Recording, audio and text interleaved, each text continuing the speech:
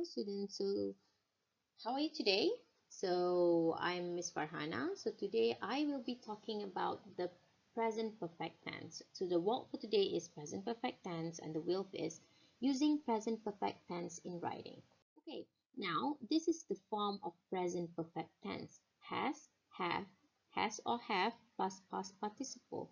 Okay, past participle is the third form of the verb. Okay, for example, drive, drove, driven is the third form of the verb. Okay, first let's look at the statement. Example of a statement: you have seen that movie many times. You have seen that movie many times. Have and seen. Have and seen. Seen is the third form of the verb. Okay, question. Have you seen that movie many times? Okay, and the negative form is you have not seen that movie many times. Okay, so that's the form of present perfect tense. Next is the usage of present perfect tense. This is the most important thing for you to know when you learn tenses. The most important part is not the form. The most important part of learning tenses is the usage, because we want to know when to use it. Just by knowing the form of the tense doesn't mean that you know how to use it. Okay, so in your writing, in your daily usage, you want to know when to use it. Okay, so now we're going to talk about the usage of present perfect tense. Okay, the number one usage of present perfect tense is unspecified time before now. If you look at the timeline here, timeline is very important when you learn tenses. If you look at the timeline here, the verb happened before the present, but you see the orange circle here? Okay, it means that we are not sure when the verb happened, but we know that it happened in the past, before present. I will explain more about why present perfect tense is categorized under under the present form, but it is talking about the past. I will talk about that in my next video. Okay, but for today we are going to go through the usage first. Okay, so it is for unspecified time before now. Okay, the action happened at an unspecified time before now.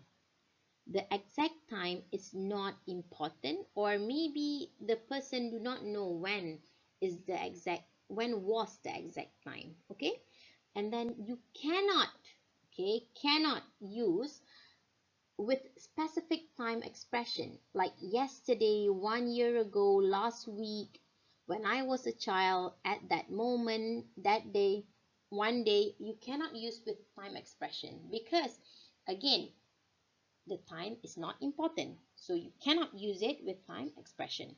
Next, we can use present perfect with unspecified expressions such as unspecific expressions such as ever, never, once, many times, several times, before, so far, already, and yet. Okay, so this is expression that does not indicate the exact time. Okay, now the second usage of present perfect tense is duration from past until now. The event occurred in the past, but it is still going on until now. Okay, duration from past until now. Okay, I'll be talking about it more in my next slides. Okay, first one, the usage one, unspecified time before now. Now, you might be thinking like, what is considered unspecified time?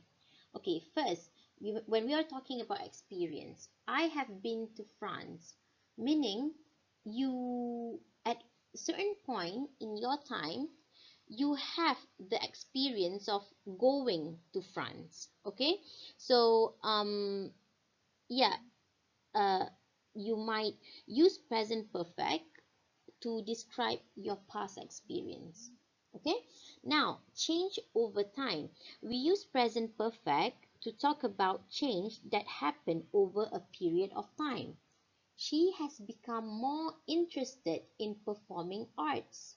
Meaning before this, she's not interested. Now she has become more interested. So that's the change. Okay, change over time. Accomplishment. We use present perfect tense to list any accomplishment. Okay, any accomplishment, things that you accomplish in your life. Kayla has learned pre-calculus, meaning at one point in her life, she learned pre-calculus. Okay, that's an accomplishment. Multiple action at different time. Okay, so we use present perfect tense, sorry, to talk about several different action in the past at different time. This also suggests the process is not complete, okay, and there might be more action. Okay, so she has talked to several teachers about her problem. So in the past, she talked to several teachers, meaning multiple action. Okay, she talked to Miss Farhana, then she talked to Miss Ali, she talked to Miss Nida. Okay, several teachers. So this is multiple action. And it is not suggesting that she's going to stop talking to other teachers, meaning that there's a possibility of her talking to Miss Azida, Miss Nurul, Miss Nabila in the future, or not in the future, I mean in the present time. Okay, so yeah. Okay, for the second usage, duration from past until now.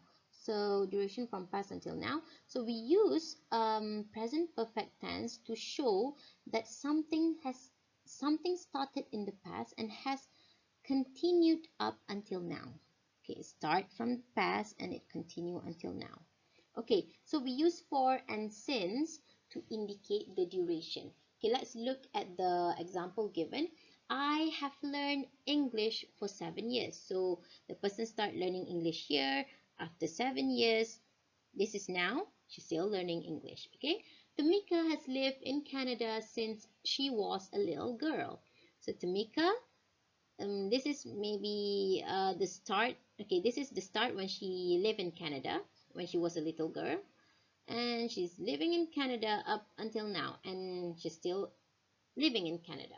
Okay, at the moment, at the time when we are talking about this. Okay, so before that, let me explain the differences between for and since. So for, we use for to talk about the amount of time.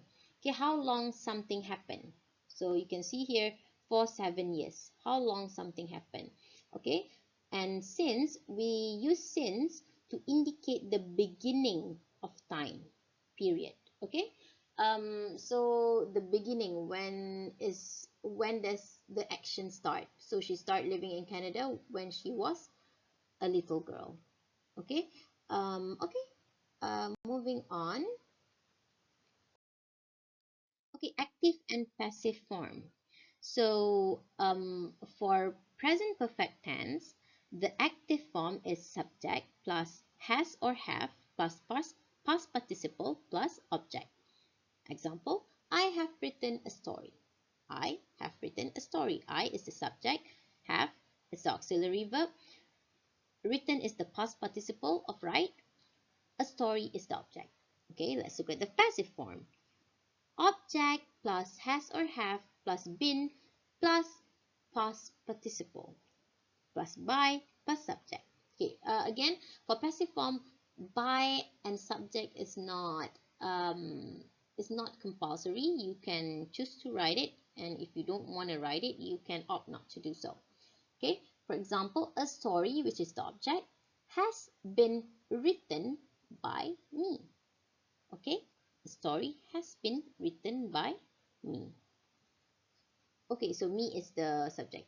Okay, you can also write a story has been written, and that is fine as well. Okay, That is all from me today. Thank you, and I'll see you in the second part of present perfect tense. Thank you. Bye bye.